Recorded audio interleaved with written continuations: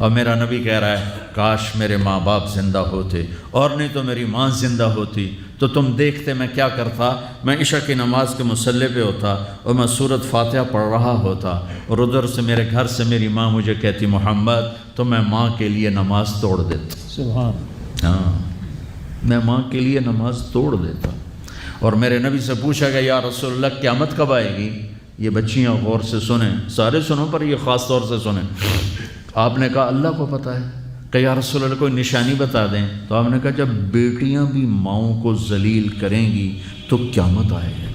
جب بیٹیاں بھی ماؤں کو ذلیل کریں گی تو قیامت، ان تلد الامۃ ربتہا، جب ماں کے ساتھ بیٹیاں نوکر جیسا سلوک کریں گی، نوکرانی جیسا سلوک کریں گی تو قیامت کے نکارے پہ چوٹ پڑ کے رہے گی۔ یہ نہیں کہا جب کفر پھیل جائے گا اور جب اسلام مٹ جائے گا، حالانکہ قیامت تو اس وقت آئے گی جب دنیا میں ایک مسلمان باقی نہیں رہے گا۔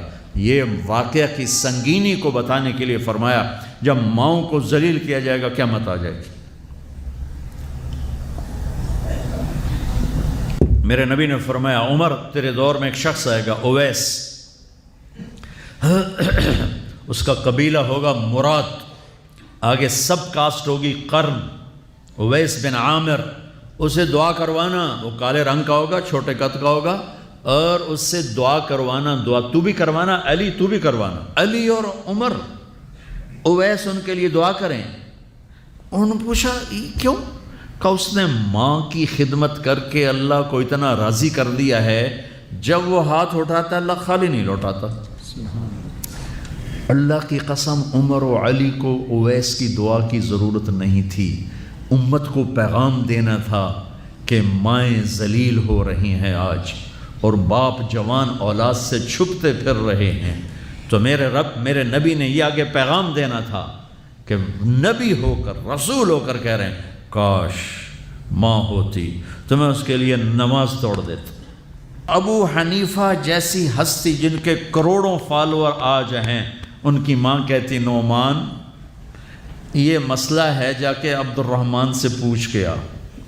زندگی میں ایک دفعہ نہیں کہا ماں جی میں اس کو وڈا عالمہ میرے کو پوچھ لو۔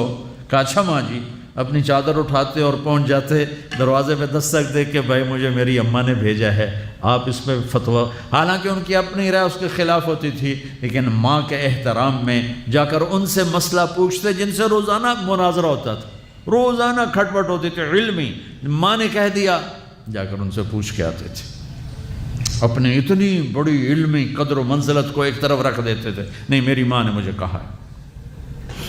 تو آپ سب نوجوان ہو، ماں باپ زندہ ہیں تو ان کی دعا لو، آہ نہ لو، دعا لو۔